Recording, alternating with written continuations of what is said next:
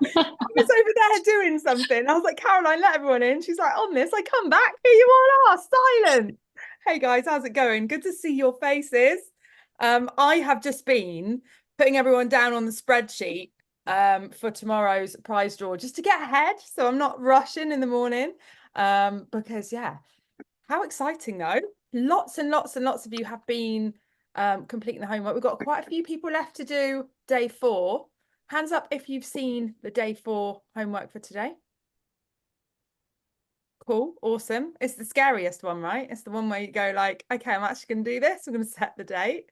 You could just put a fake date in just to keep me happy. But the idea of this is some accountability. Let's hold each other accountable to actually getting this done.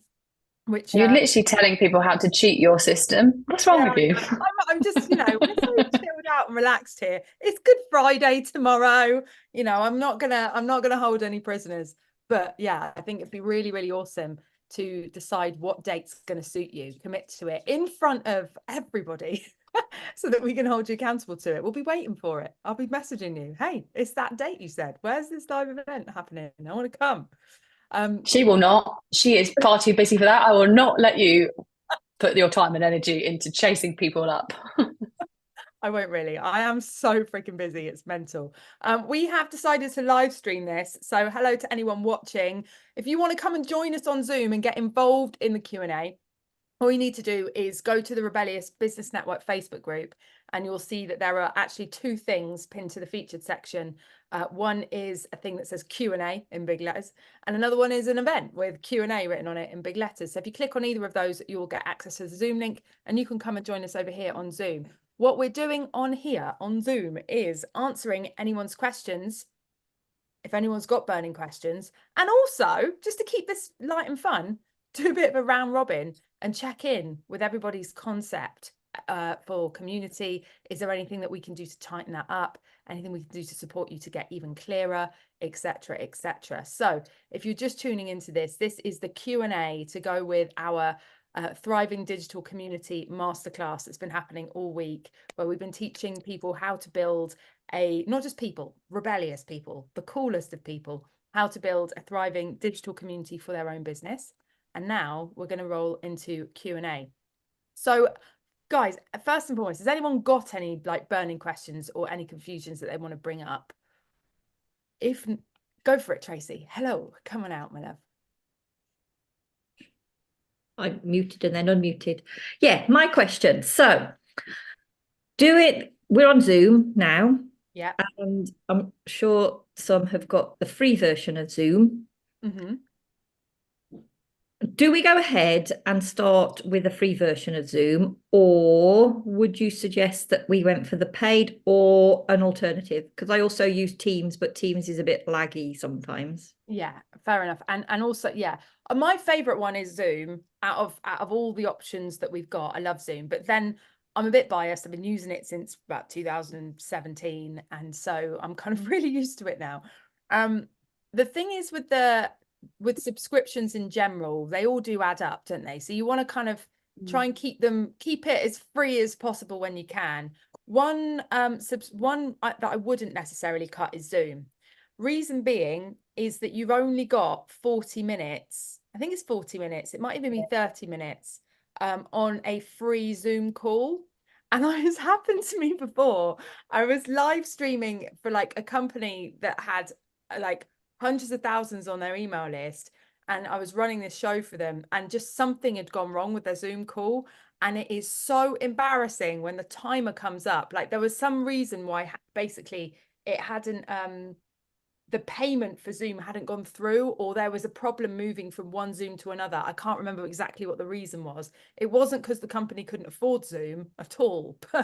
Basically, it hadn't been paid for. And so we're like 40 minutes into this live event, and it puts that timer there like 5 minutes before, telling everyone they're about to be kicked off this call because the time's running out.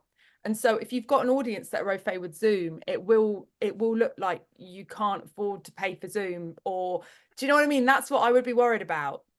And then if you've got a really great juicy Q&A session that's happening, you've got this timer at the top, and then it just kicks everyone off.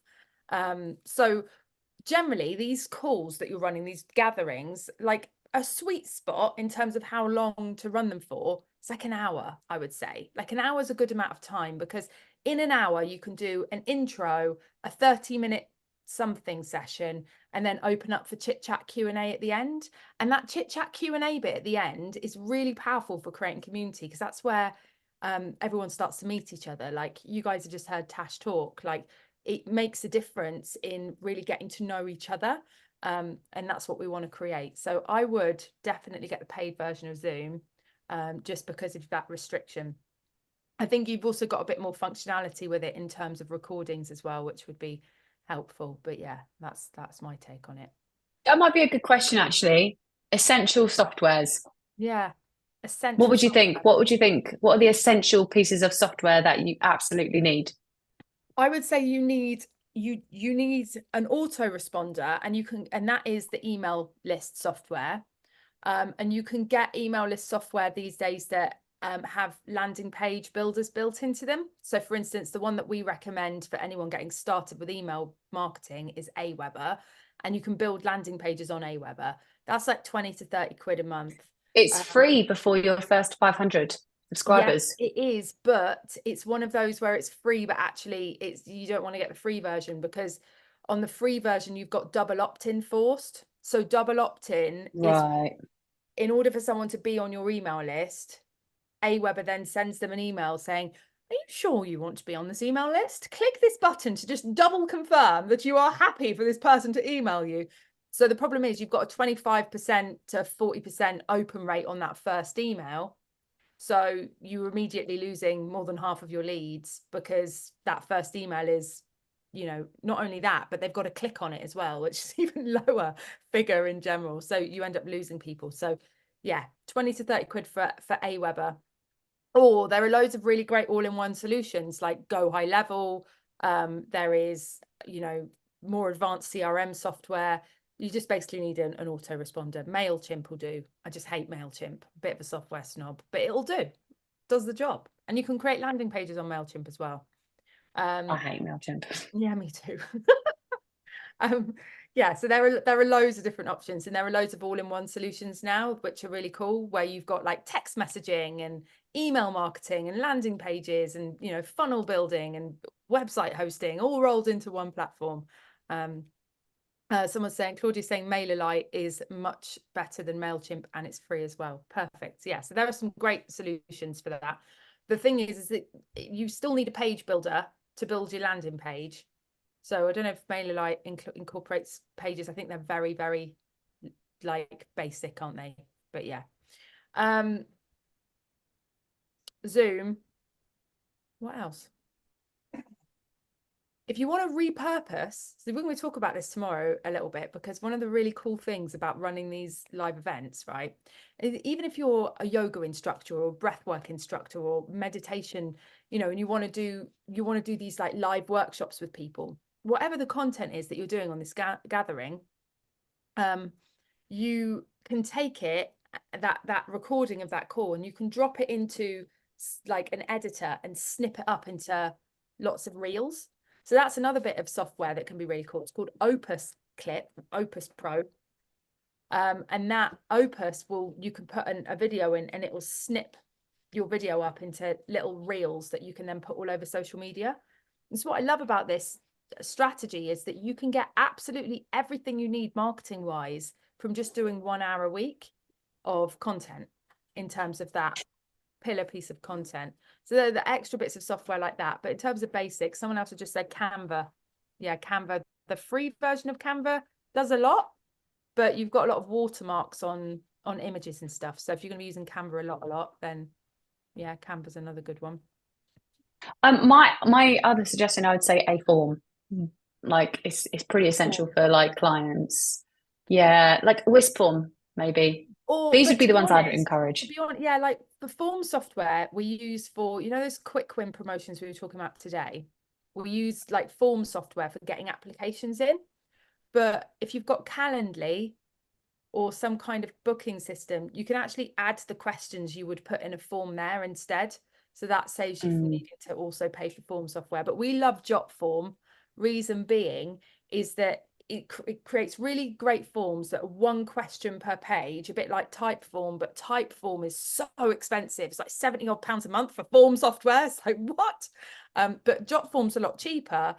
But also another thing that it has the sign, like document signer with it as well. So instead of using Adobe, which is really expensive, or HelloSign to get people to sign contracts or terms and conditions when they come into your program, you can use Jotform for that as well. So we do love Jotform for a form and a bit of signage.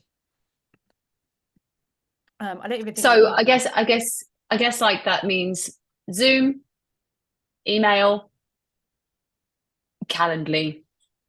Yeah, those are the main things. Oh, and ChatGPT. Yeah, but you can do a lot with the free version of ChatGPT though. Yeah. Like if we go in I mean, shoestring, but guys, if you want to spend some money on software, like favorite subject. I am such a software snob. There is so much amazing software out there, and we spend way too much money on software. I think I would put ChatGPT this page one above everything.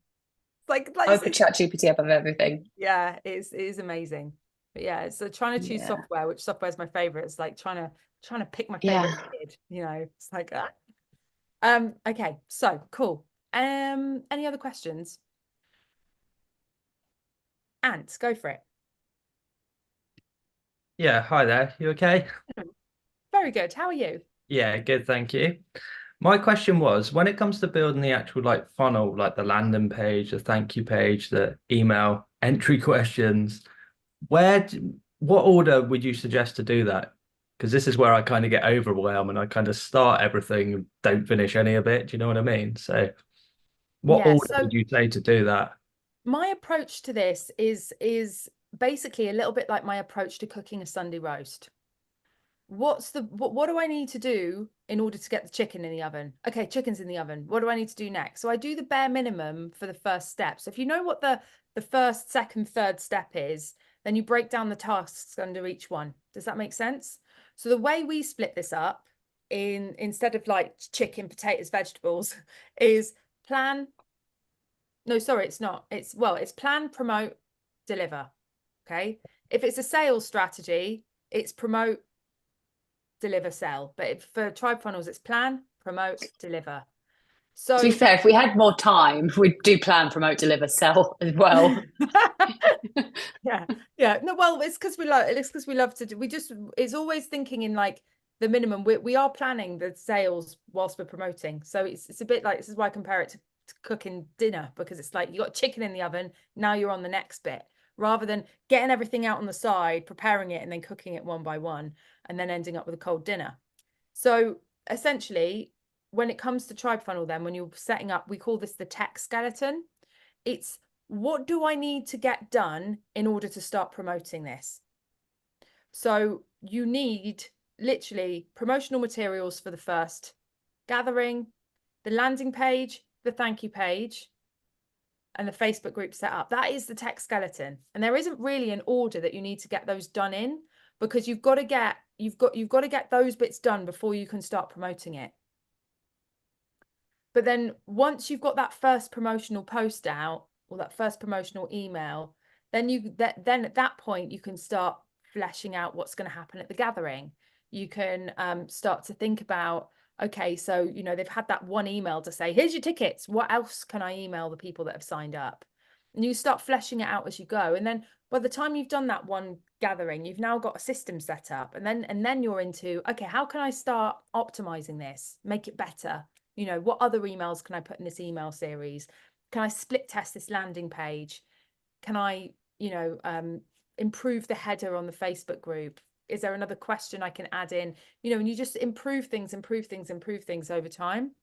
Welcome video, etc. But to get started, just do the bare minimum you need to do to get promoting. And the easiest way to think of that, or to frame that in your mind, is imagine somebody signing up.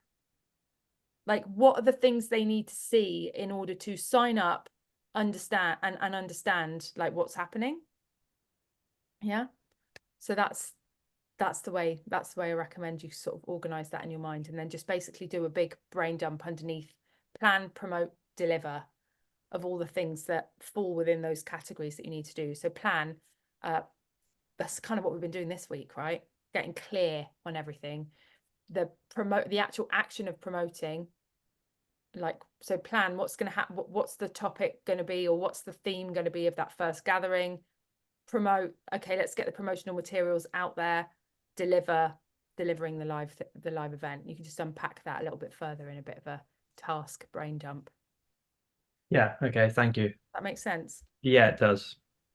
But yeah, if you're feeling, another tip for you guys, we're going to talk about this a little bit tomorrow as well, the methods we use to stay kind of organized and on top of stuff, because it can be really overwhelming when you've got lots going on.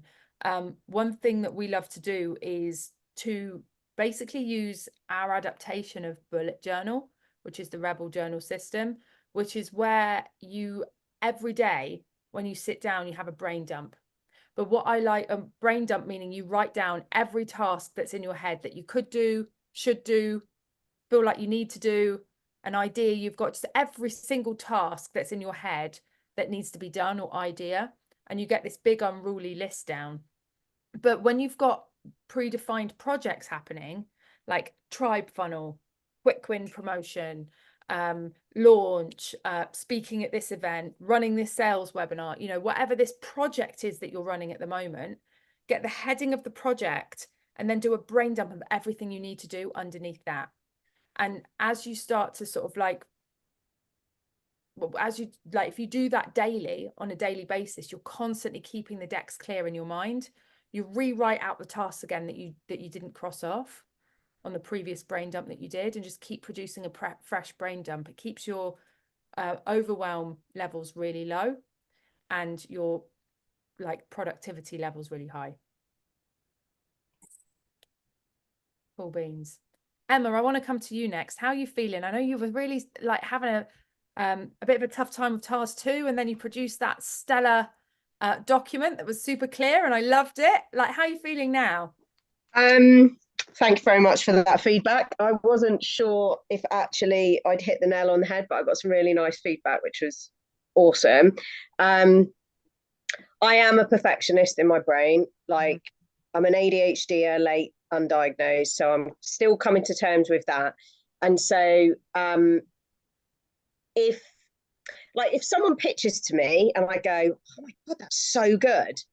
Like, it sounds sassy, it's to the point, I want to know more. That is how I want my pitch to be. And for love or money, can I get it to that point in my own head? So that's why I like procrastinate about it all the time. But I am feeling much better about it. And funnily enough, I had already delivered an event on Monday for the full moon, right? And the reason that I set this up, because my group is one of those groups that I've pivoted so many times, like I'm spinning, that my members probably just don't want to leave because they want to be polite and stay in the group. And I thought, right, my personal circumstance at the moment is such that I need motivation. I need some structure in my life. I need regularity. Mm-hmm. So I've been looking at the moon. It's been helping me. I know what I'll do. I'll resurrect this group by let's all get together and do this full moon journaling thing. But I can't just do that. I have to like create a journal for it and get creative. So I did it. And I had like, I think maybe 6 ladies turned up. They were all stoked about the journal. And so I've been posting consistently in the group, and literal tumbleweeds, right? Literal tumbleweeds. So I suppose initially I was feeling good. And now I'm like, right, what do I do about this? Because I've asked questions, I've put polls in, and yeah, I'm still not clear as to what it is that they want and how I can serve them best. So I'm going to keep going with the moon events. I'm just going to keep going.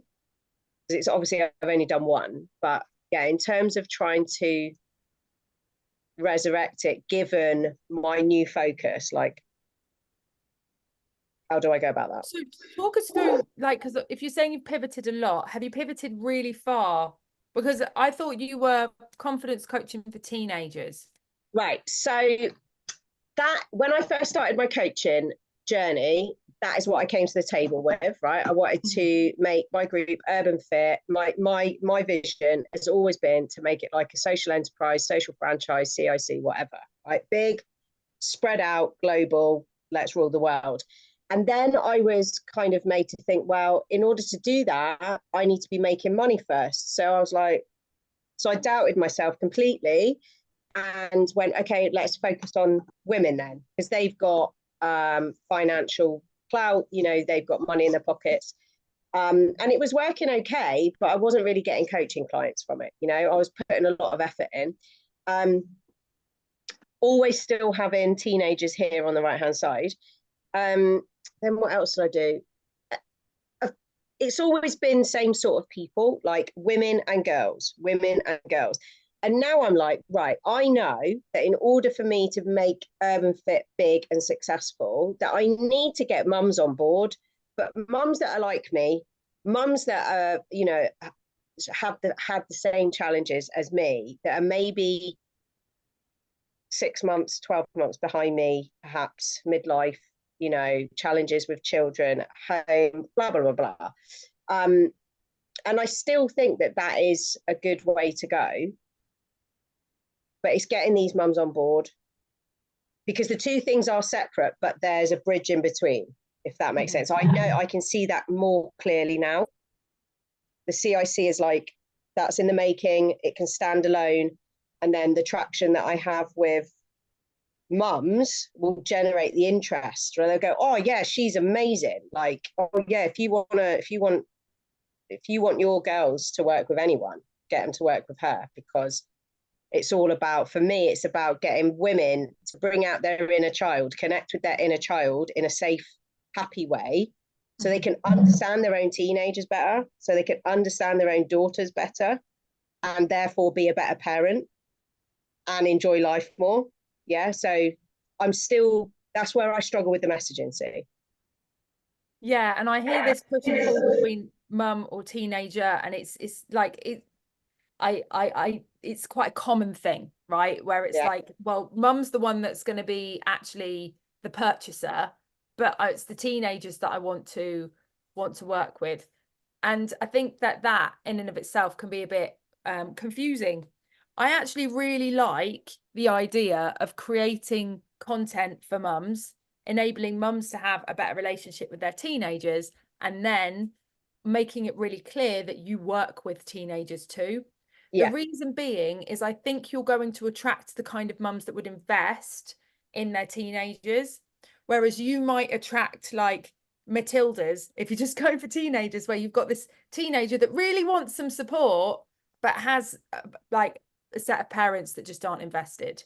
Yeah, and that's exactly the sort of problem I've got. Like, no one that seems to be in my sphere, either in person or online, they go, oh yeah, that's really good what you're doing, that's great, but they don't really get the concept of coaching. So that's kind of where I wanted to sort of make a divide and go, right, let's have the CIC working in group like youth work session, right? Because girls need that in-person contact. And if then they want that one-to-one coaching, once they've built the relationship through these sessions, all being well, kids don't want to speak to strangers they've never met, in person or online. Do you know what I mean? So if I can work with the mums and make them feel better about themselves and go, oh yeah, now I get why my teenager's like that, because that's how I was. And I'm making the same, you know, I'm sounding like my own mother and I don't want to. That in itself will make their relationship and their handling of situations with their teen way easier.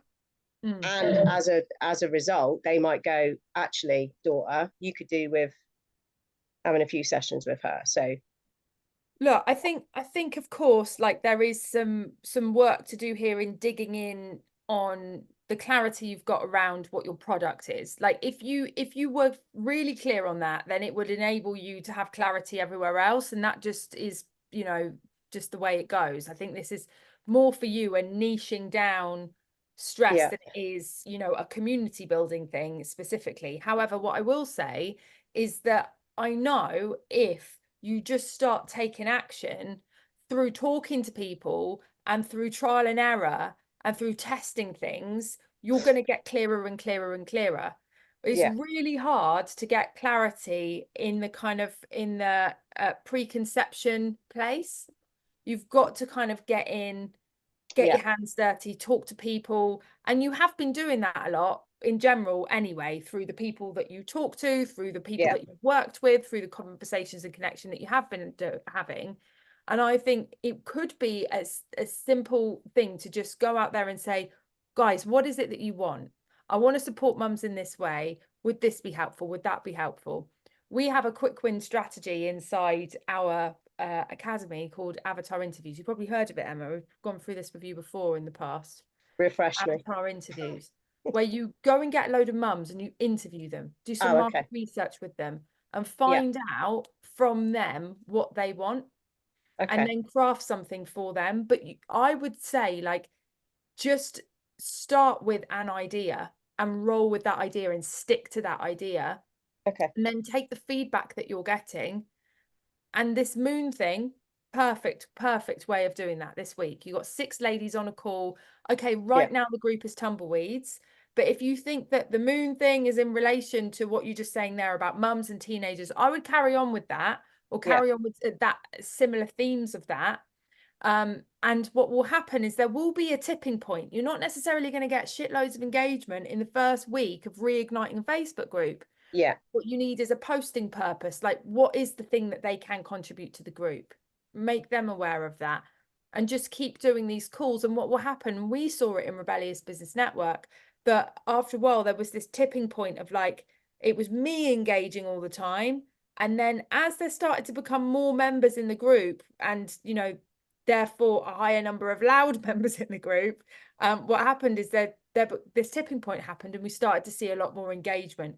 And that was through testing different posting purposes, testing different engagement pieces in terms of what we were putting into the group. So it sounds to me like you're onto a good thing. I would just now challenge you to stick with this one thing. Test, keep going, keep pushing. And from taking that action, you'll peel back the layers and things will get clearer for you. Thank you. Quick one, just because I feel like I'm dominating the whole call. When you're doing your market research calls, do you offer those people something as a thank you? Like, yes. Do you give them something? And how much do you give? Offer a complimentary one-to-one coaching session in exchange for some private market research. Perfect. Thank you. Yeah. Thank you. You're welcome. Caroline, is there anything you would add to that? There's definitely a messaging question. Yeah. I would go, there's two ways I would approach this. One is specify your offer. Like this boils down to like a really simple, like you need an offer of like, this is my service, this is what I do. Like, and don't like make it about like big message or whatever. It's like, how do you help people? Like, what's your experience? Like, what have you, and if you haven't been coaching before, look at your professional experience. This is what I do. This is my work. Okay. So then that means you don't have to go chasing niches or try and like psychologically break down a person that you don't fully know. It's just going, this is a place that exists in the market and the world, and I have been drawn to this and I have got experience in this. The issue that a lot of people have with going to their previous experience or their professional experience is they're like, I have bigger dreams for my life. I want to have massive impact. I want to change the world. I want to do this, but which is noble and it's amazing. And we encourage that, but you've got to you've got to go a step at a time. By creating something where you can actually have a tangible result means going ground up, like being grounded and going, okay, this is what I can help people with. But what's great is then you go, another part of that is you've got your moon ritual, which people turned up to. That's a good turnout, 6 people. That's really good.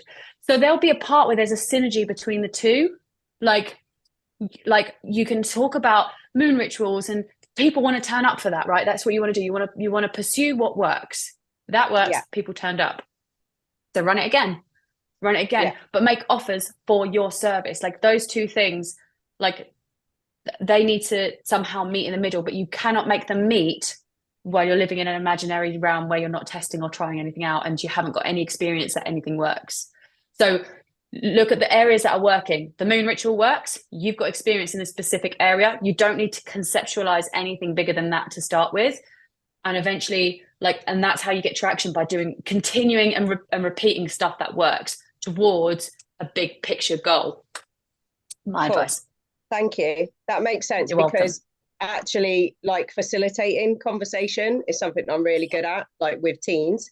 So the moon thing is similar, but with adults, really. It's just getting people to talk about stuff.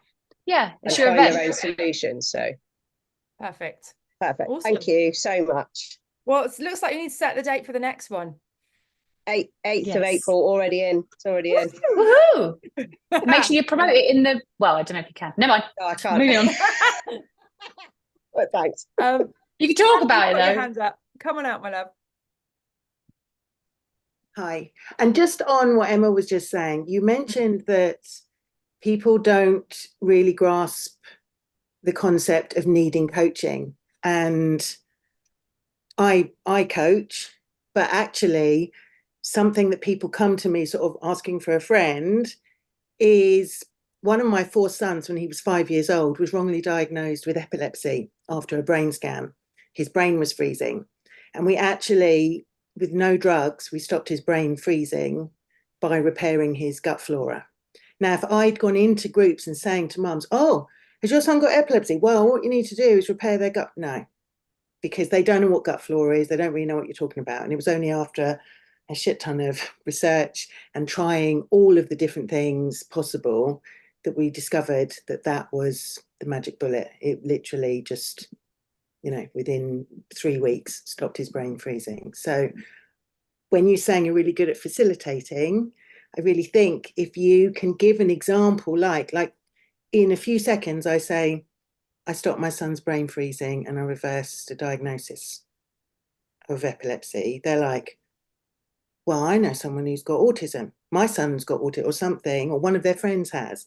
And the same with, if you say, I got, whether it's your personal experience or somebody you've helped, this mother and daughter were fighting, and the daughter, I think when I was 14, I think I left home on a weekly basis. So, an example like that. And then that puts a really colourful image in their brain. They're like, oh, okay, that's tangible. Whereas if you call it, I coach people or I help facilitate conversations, that's not really terminology that they understand. So I think you teach it, Cordelia. Do they know what it is their problem is? And do they know what the solution is? Is it about me then just starting off by becoming a storyteller and basically telling people about the things that I've done? Just loads of different versions of. Okay, because I've got loads. So then they say, and then they're like, oh, cool. I know somebody whose daughter has never spoken to her, since she turned 13 or something. I've got boys, so they're a different breed. And they're feral. My kids are feral, literally, because Tash feral. Emma, that's another really good idea for a gathering, is talking about case studies. And when I say case, I'm not talking about testimonials, but talking about a problem and how that family overcame that problem and what things look like now, to give people the golden nuggets out of what they did within their family to change something.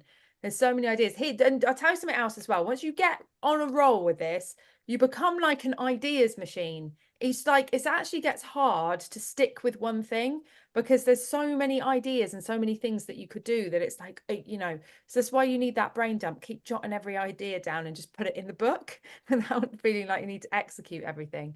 But yeah, I think that wasn't my question, by the way. I do have a question. So it's on terminology, because I think I'm confusing myself now, because I hear the tribe event and then tribe magnet. Are they the same thing? Same thing. I'm trying not to use the word event because it might scare the living daylights out of people. So that's why, I call everything an event and a ticket, because it's got a higher caliber to the terminology of it in terms of promotion. So I'm so used to saying we're running a live event because it sounds better than going, come and join us on Zoom. Right. So So- it's just because when we future paced, you know, like we did the you know, oh, I'm so excited, I've just done my event and you know it's this date. Then I was thinking, oh, is that an event? All I've done is they've turned up to my party, really. Yeah. But Yeah. that's the Tribe Magnet and the event. They're the same thing. They're the same thing. I'm using them Tribe Magnet, interchangeably. Tribe event, gathering. Basically, I'll just fill in the blanks here. Marketing jargon Then, sorry. is no. It's not. It's great. It's because we're still working with this because our audience is a blend, right? Marketing jargon uses the term lead magnet, which means you give out some free value which people give their email for. And so essentially our lead magnet is an event, but we don't like saying event because it sounds like this big conference thing. And we don't like saying lead magnet because we don't want to talk about people as leads. So we just say like your lead magnet is an event. And so we say it's your tribe magnet because you're trying to attract your tribe rather than leads, and the event is that tribe magnet, but then we don't say event because it's a Zoom call essentially. Then we So actually we're just playing all the time. yeah, and So interchangeably, yeah. So I think we can address that, but yeah, it's essentially we've got so many terms for so many different things, and we're trying to talk to normal people without using marketing jargon about marketing things which we know marketing jargon for that, and we're going, okay, it's just a bit of a lost in translation thing, and we're still like refining these things. Yeah. But yeah, that's essentially it. This is It is your tribe magnet. Tribe funnel training where we haven't called it tribe funnels, and we also haven't called it a live event, and we've started using the word gathering. So if you imagine, I've been teaching this strategy for like 4 years, so it's just getting used to sort of new words and then struggling with it. I did this when we changed the name of the show from the Rebellious Business Network to the Rebellious Business Show. It took me a while. I still say network sometimes. So it's just, yeah. Although she changed it after one conversation. It was like quick change and slower to adapt. Like, and also I don't even like to say, I don't really like saying gathering because that doesn't sound as fun, but party is cool. We're just trying to come up with the ways to make it like, it needs to make sense, but there's so many different ways that you just want to gather people at an event, basically, and we don't know how to really word that perfectly. But yeah, sorry for the confusion. Does that make sense for everyone else as well? Was there any confusion with that? Hope that clarified that. Cool beans. Any other questions? Is anyone stuck on their concept, on their gathering, on their on the structure of how this works? Do you guys feel like you've got everything now to go and just start this? Yeah. Like if there was something you If the answer is no, we're confused somewhere. We could do a bit of a round robin. I think did I see Dev unmute herself and then mute herself back up again? Oh, come on. Did I see that? Safe space. Yeah. How you doing, my love? Yeah, I'm good, thank you. I suppose my question is, and I would imagine it's fairly common. So I was invited to do a bit of a masterclass. Someone else runs a masterclass, and they invited me along to do a talk as an expert, which was lovely. And it was a live event, which they were recording, so it's available to everybody within their group coaching session to watch on replay. So, and one person turned up, which I'm immensely grateful for. But so my question is, if you have this, you schedule and promote this gathering event thing, what happens if no one turns up? Do you just do it anyway and just shout into the abyss? Yeah, you do it anyway. You do it for the hashtag replay crew. Okay, so there's a few things here. Like the first thing is, if no one turns up, then that is data. And remember, everything's an experiment. So it gives us insight into, okay, no one was interested in this. Maybe it was the title enticing. You can go and reflect on what you've created and go, right, or maybe it's the audience. Did I promote it enough? Did enough people know about it? So that's one thing, is looking at the data and using it to sort of adapt things and try different things.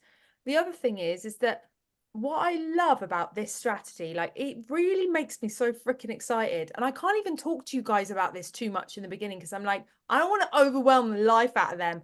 But here's the thing, right? Is imagine we're just going to call it a live event for a minute, okay? Because it's part of my vocabulary. Imagine you do this live event once a week. That means you've got your 1 hour of pillar content that you've created every week. Now, that 1 hour, if you do that for the hashtag replay crew, and you do that anyway, there is so much that you can do with it. So first and foremost, you're needing to promote it to get people there. So that's nurturing your social media accounts. Then you've got to send out emails about it to people on your email list. So that's emails that you've now got sorted, you know, to keep your email list alive. Then you've got the delivery of the event. Now, if you live stream the event as well as having it on Zoom, then you've got two groups of people that you're talking to. The people that are here on Zoom, and hey, everybody over on Facebook. So the people that you're live streaming to Facebook, there may not be anyone on the live stream, but you may have people that watch the replay on the live stream, because that will then be posted as a recorded video. So essentially, you're kind of just being held accountable to creating a big chunky piece of content. Now, I know that's a bit difficult if you're like, yeah, but this was going to be a party or a gathering of some kind, which is why I lean towards the podcast style show for getting started, like having some training or some kind of how-to element that you're going to be teaching as part of your tribe event. Because then if no one turns up, you're just doing this kind of piece of content and this training or this talk on this thing anyway. It wasn't reliant on you putting people into breakout rooms or, you know, any kind of contribution. It was just going to be you sharing anyway, and then opening up for Q&A. So once you've done that, you've got this recorded piece of content that was also live streamed. So you're doing it for the hashtag replay crew watching over there, but you can then email out the replay to your email list so that they can watch the replay. And then you can take that 1 hour piece of content and you can use amazing tools that we've got now. The two I recommended, Descript and Opus, to snip it up into bite-sized pieces of content that then become all the social media content you need. Like, guys, go and have a look at our social media accounts, which are all Cordelia Kate at the moment, because we can't decide what the hell to do with them. But if you look at my business page and my Instagram account, you will see it's completely rammed full of content. None of it is stuff that I have custom created, that I am spending any time on. It's all just clips from our tribe event, from our live event, from our tribe magnet, from our gathering, whatever bloody hell you want to call it. It's just clips from that. Okay. So that means that not only have you nurtured your email list, your social media with the promotion, but you can also nurture it with the post-production stuff, which is repurposing into clips. You can turn it into a blog for your website. You can turn it into a YouTube video. And you can even, once you've got a few of them stored up, launch a podcast. So that's what you're doing it for. Like, zoom out a minute, bigger picture. I've got this one piece of content I'm doing every week. That means by the end of the year, I've got 50, because maybe you take 2 weeks off for Christmas, or a week off for Christmas and a week off on holiday somewhere. I've got 50 of these things that I've done. That's 50 hours of content you can snip up, 50 blog posts, 50 YouTube videos, 50 podcast episodes, 50 whatever you know, if you want to launch a private membership and all this becomes private members only content, 50 videos in your private members club. So there's, you know, that's what you're doing it for as well. So there's another element that's super powerful. It's not just about then the in-moment engagement. It's like the leverage that you can get from using that one piece of content too. We also got a really good example. I just had a check on Doug's Wealth Tribe. One of our clients, we got him to create a tribe funnel as well. And it really was like, and it still is. I looked, like, there's not a huge amount of engagement in the group. We need to like revamp the posting purpose. I need to book a call with him. But we know that he's getting engagement. Like, I just looked, one of his polls is people voting, but they're not commenting on the post. They're kind of lurkers. And we know he's getting clients from this group as well. So just because they're not there doesn't mean they're not watching. Like we know that we have more people watching the Rebellious Business well, we know that because we've got the minutes in the back. We look on the Facebook page, we're like, Jesus Christ. But like in terms of people turning up to the calls, we get maximum on the Rebellious Business show 20, 25. 25 would be a really good show, a turnout. But the amount of people watching in the replays or watching in the background or, you know, especially viewing the clips afterwards is quite significant. So yeah, obviously, if you're going to measure the success of your gathering by how much of a vibe it was, you're not going to feel great if no one turns up. But in terms of like business success, in terms of like getting content out there regularly, and that is a really key thing, regular content is what hits the algorithm. This regularity that makes people know and expect like what's happening. Like that's really key. I know, so I listen to this ASMR thing every Monday. My favorite ASMR person, I don't know this with many things, he releases a new video. So I'm waiting on Sunday. I'm like, oh, get to listen to my new thing tomorrow on ASMR. She doesn't know that I care about that. She doesn't know that I'm thinking on Sunday, like, this new video is getting released tomorrow. Like what you know about your audience is very minimal. Yeah, I suppose it's just really disconcerting because I mean, this is really nice. It's that human connection. There are, you know, faces of live people. Whereas when I did it last week, it was just me talking to myself. Just you also my huge face going. I've got no kind of gauge of how any of this is landing. Well, another thing is that you said it was in a private coaching group, right? Yeah. So that would be massive. That would be on our private coaching calls. We don't get a huge amount of people. Considering we've got a lot of clients, we don't get many people like popular. Like we get more people in the public forum turning up than on the coaching calls because as it goes in, the smaller it comes. The conversion, like literally the conversion rates and the showing up rates go down. Also, I don't mean to plug, but this is a reason why you guys should, if you are thinking about it, join with You because you get so much personalized attention just because so many people don't take accountability to show up as much as they should. Like they should turn up more. We have like the group small for that reason, is so that we can basically drill in with people. But also we have so many calls. People do come to different things. And you know, you don't need to come to absolutely everything. You've got that plan, you're good to go. You come. Yeah, true. But another aspect of this as well is, like you said, sorry, I'm just keep going into this question, is like so firstly that you were talking in a private coaching group where like the numbers are going to be smaller. Secondly, if you think about your gatherings in terms of like what would you invite people to? Like, so for instance, if you were inviting your friends to your birthday dinner, you would expect that they're going to turn up because there's something in it for them, something in it for you. Like that's going to be a gathering you're going to go to. If you're going to like a PTA meeting, you're expecting people to be there. If you're going to a church, you're expecting people to be there because that's what people want to go to because they're going to benefit from it. So that's something to think about when, like, if you want to have it in an interactive space, what is something that people want to turn up to talk about and talk with and get involved with? So the networking was a great solution to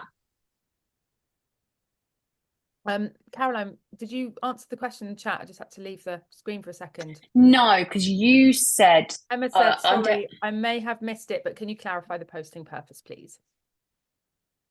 Okay.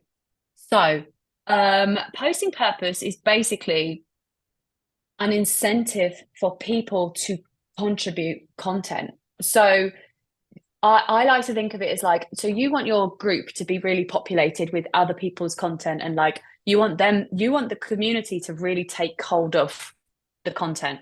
So the posting purpose we provided for this workshop was homework. We've also incentivized people to post because there's prizes.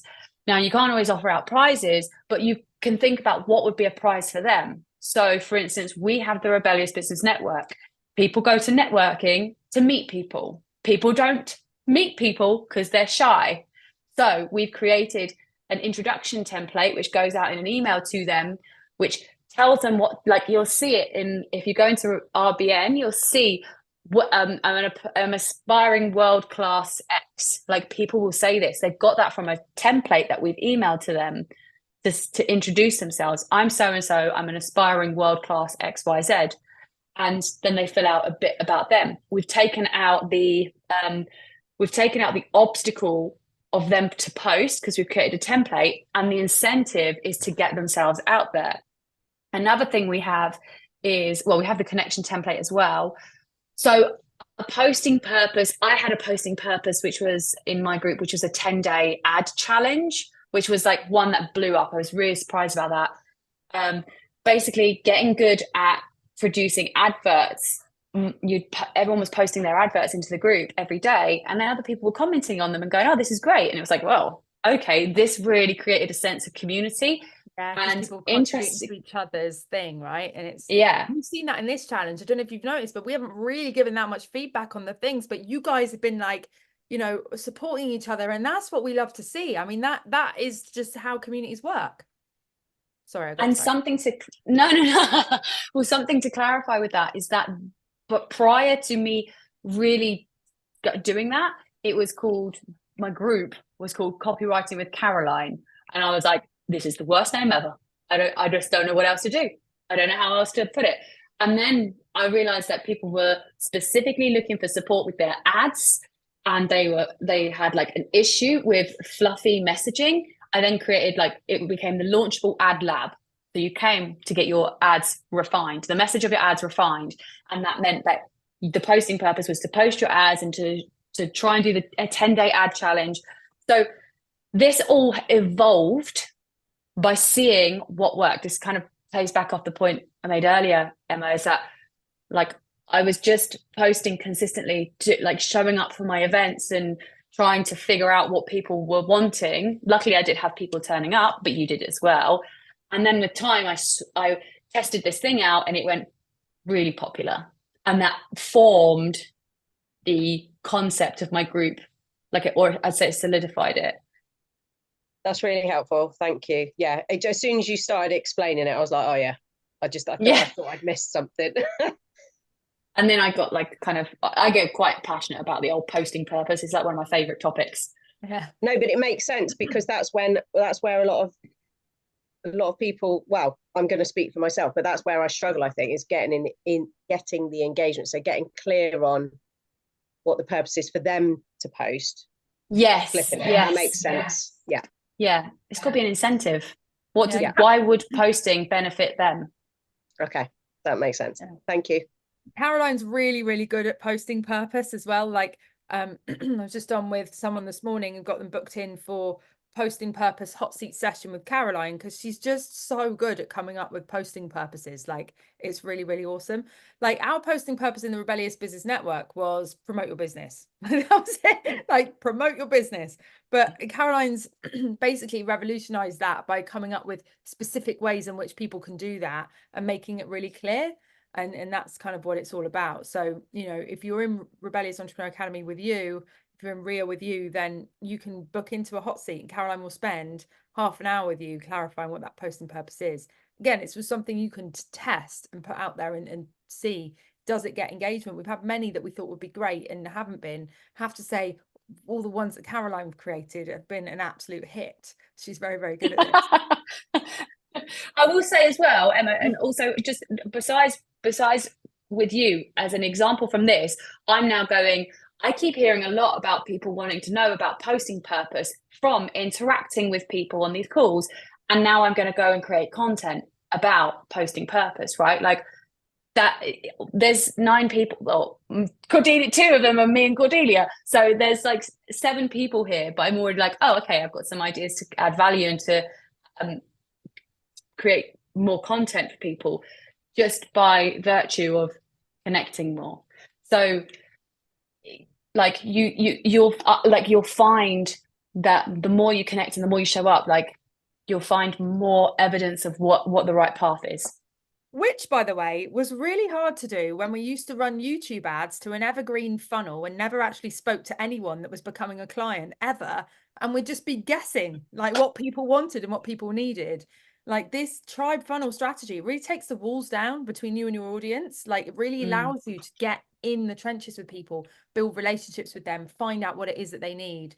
Like if you went straight to running adverts to a pre-recorded webinar funnel that led into a evergreen webinar email series that then went on to sales call, you're only meeting people once they're on a sales call with you, which after having lots and lots of sales calls and meeting lots and lots of people, if you got that front bit right, that was actually generating sales calls, you would start to connect and talk to a lot of people, but you're missing out on so much. And that's why it's really cool to do these things live and to do these things like with people, is that you learn so much. Even that first group coaching program, do it live with people, take people through a process, hear where people are getting confused. Oh, Cordelia and Caroline, you've used about 6 words for lead magnet. What is, like we complete, that's a blind spot for us. Unless you point that out to us, it's really helpful for us to continue making the process better and better and better. And look, yeah, we're still really refining all this. Yeah, that's exactly what I was about to say. Like insider secret, this launch here is not, it has also been a test for us. We're testing like about 5 or 6 different elements right now with this tribe funnel training. Like this is a draft. It's a draft. We're planning on doing this every quarter, and so this is draft 1. Next quarter it'll be draft 2, and that's how we do things. We take something, we put it out there, and then we do it over and over again and refine it. We've just done that with our 7-day NABA client challenge.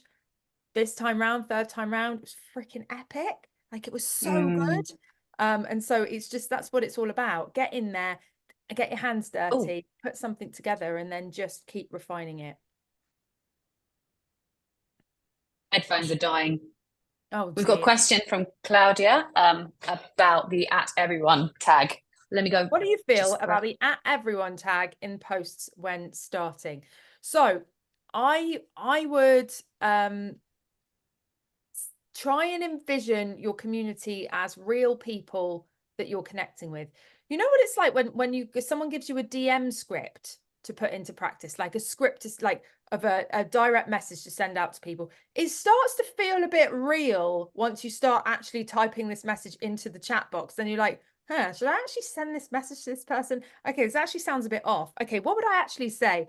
And that context of actually sending the message makes you think, and makes it feel a bit real and a bit kind of weird to send some kind of like automated message. Does that make sense? So it's the same for the @everyone tag. If you imagine, right, I've got a 9-year-old who, God love her, she's really bloody annoying sometimes. She's like, Mum.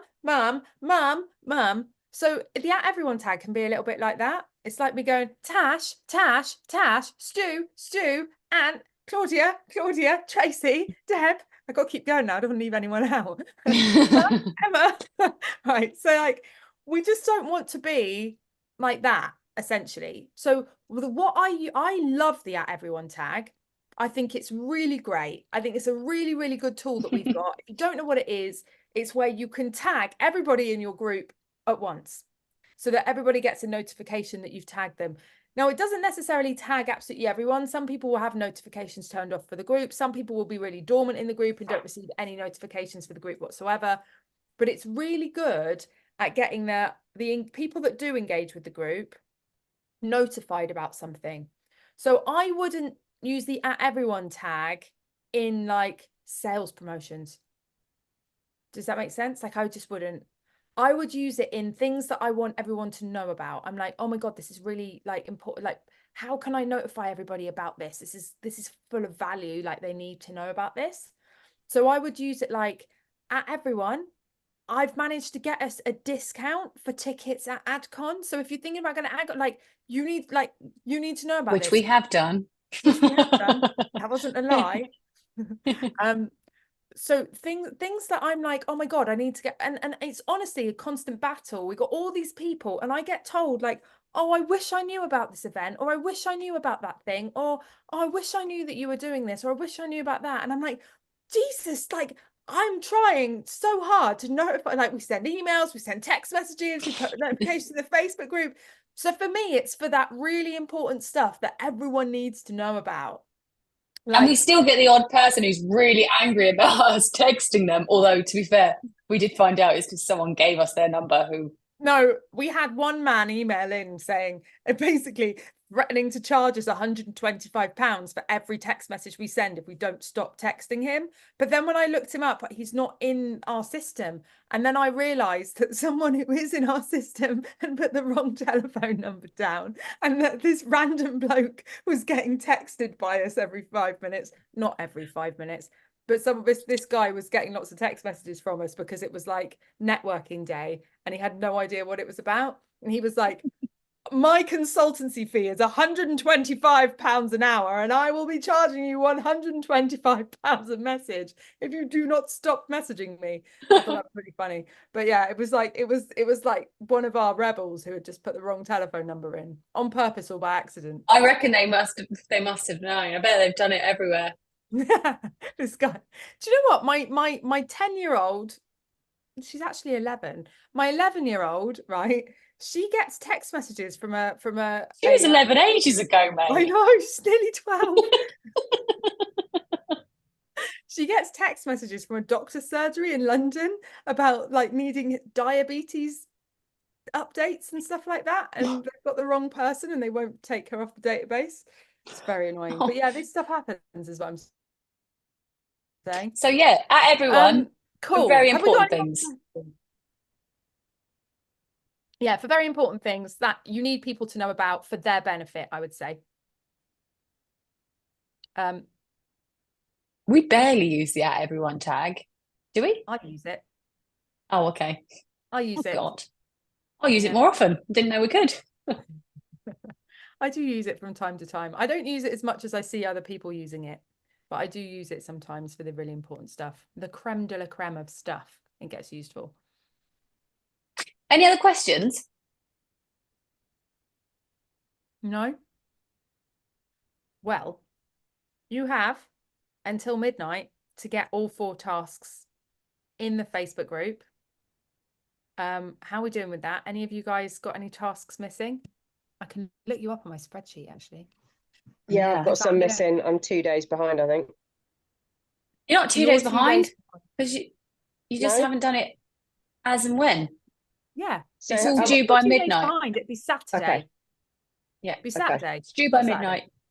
Yeah, due by midnight tonight. So, people that I am missing homework for Barbara, Alison, just doing a little shout out. Might tag these people. Caroline, can we tag these people? I'm going to Sure can. Right, so Can we do Barbara. it now? Barbara, I can't say Barbara's surname. Caligaris. Oh, Killigrew. Caligari. Yeah, she's in I Ria. know she is, darling. I just don't know how to say her surname. Alison Higginson. Do you want me to hold the phone? Hold the phone. Should I tag them then? You want me to do a little post for them?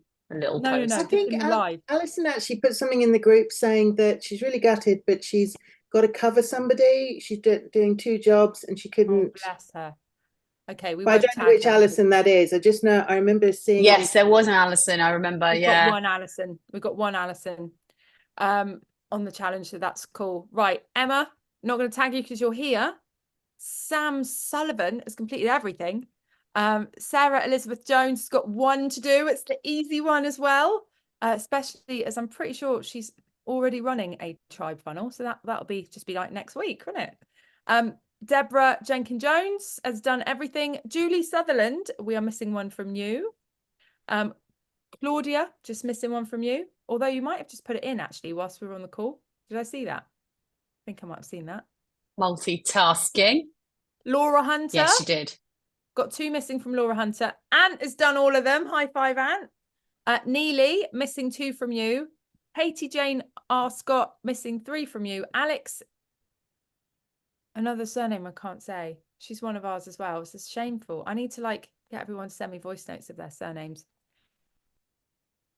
Vitillo. Alex, Only isn't missing that? today's task.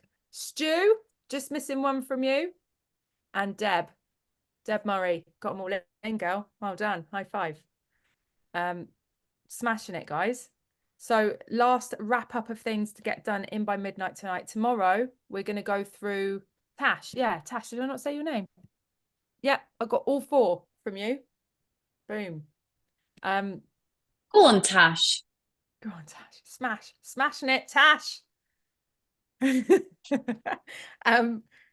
Yeah. So last bits of homework in tonight. Tomorrow we're going, I know it's Easter Friday. We're going to be going over like, you know, the optimization pieces around this. How are you going to stay consistent, stay accountable? I've got some systems and things that are going to be really helpful, like promotion routine, and also Revel journal system, and just some bits that are going to really help you with that. And then we're also going to talk about, where does this go? Like, okay, you're getting all these, you know, gatherings, live events, the thing that's got 5 names, you're getting those created. Where does it go? I'm going to show you our pre-production, post-production system tomorrow, so that you can get an idea of what you can do with this in the future as well. So I think that's a wrap for the Q&A session. Thank you for joining us. Thank you for being here with us. If you're watching this on the replay and you've got a question, drop it in the chat of this replay and we will try and answer it for you. But yeah, lots of love, guys. We'll see you very soon. Thank you very much.